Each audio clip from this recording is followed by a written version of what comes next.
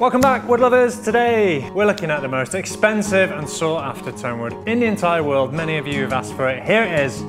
It's the tree mahogany, baby. Before you settle down with your popcorn, could you please hit like and subscribe if you haven't already?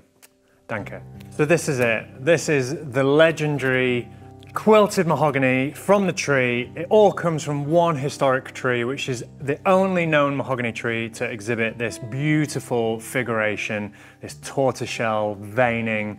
And we don't necessarily understand the reason for this incredible quilting figure, but it's thought that it's influenced by genetic factors. Other people put it down to climate change, excess of moisture or nutrient in the soil. So we really don't know, but it is amazing.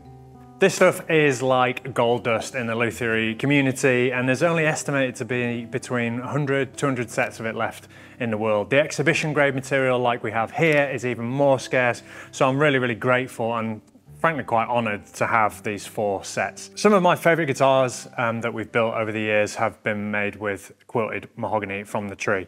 I think they sound incredible, and we'll get to listen to one of my favourites in a little bit, but let's first dive into the story of this incredible material. The story begins in 1943, deep in the heart of a Honduran rainforest in Central America. Loggers stumbled upon the mahogany giant with a trunk the width of a bus. Standing at over 100 feet tall, it was estimated to be approximately 500 years old. The small group of loggers had struck gold, but they were totally unprepared to tackle such a beast.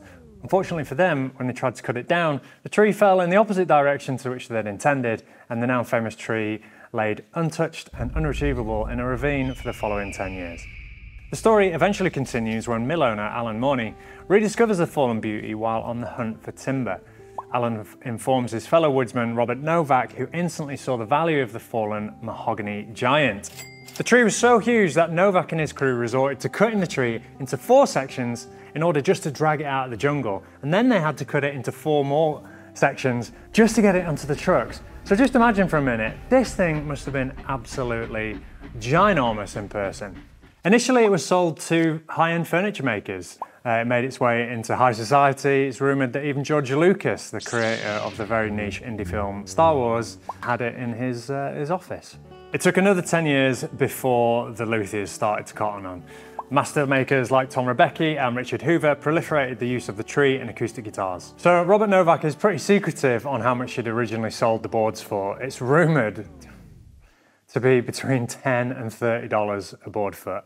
Today, the tree fetches as much as $1,500 for a board foot. So just for context, that's 12 by 12 by 1 inch. And as such, you can probably understand why guitar makers are usually asking at least 30 grand for a guitar made from the tree.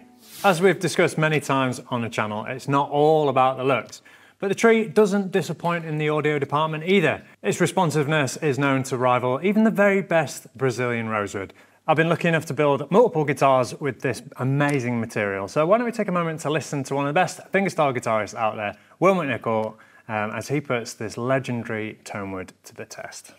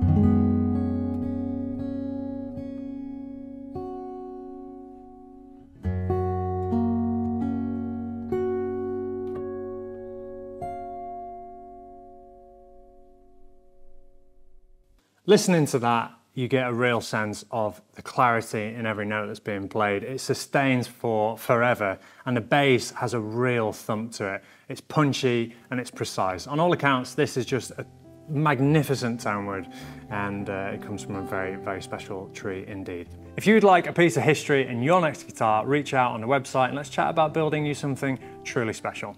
Thanks for watching. See you next time.